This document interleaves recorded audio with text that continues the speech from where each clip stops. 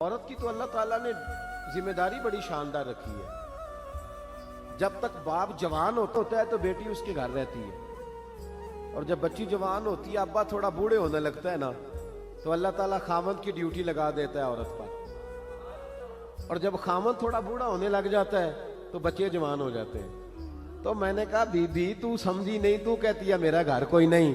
रब करीम ने तो तेरा मुहाफिज हमेशा जवान आदमी को रखा है, जवान को, कभी बाप को, कभी भाई को, कभी बेटे को, कभी शौहर को। तू ये कैसे, इस्लाम ने तो तेरे लिए जवान खून तेरा मुहाफिज रखा, अगर तू समझे तो। हजरत फातिमा ने सारी जिंदगी पर्दे में गुजारी, उनका नंगा सर कभी सूरज ने भी नहीं देखा। यहां अल्लाह खैर करे दीनदारों की बच्चियां पर्दा नहीं करती, आजियों नमाजियों की बच्चियां पर्दा नहीं करती। कपड़े इस्त्री ना हो तो घर में झगड़ा शुरू होता है, और बीबी पर्दा ना करे तो परवाह कोई नहीं। हजरत अब्दुल्ला बिन सहल एक ताबी बुजुर्ग है, नाम याद रखना। अब्दुल्ला बिन सहल कहते हैं सैयदा जैनब जब करबला से वापस आई तो वो मेरी पड़ोसन थी। 15 साल कहते मैं उनका पड़ोसी रहा हूं, 15 साल।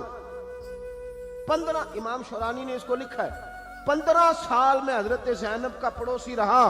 कभी होता है ना कि बीबी बुरका पहन के बाहर निकल आती है, बाजार जाना है, दवाई लेनी है, कोई काम है। कहते हैं 15 साल में पड़ोसी रहा, पर मैंने पर्दों में छुपी हुई जैनब भी कभी नहीं देखी। कहते ना बुरके में बंदा बीबी देख लेता, मैंने पर्दे में छुपी हुई भी बीबी कभी नहीं देखी।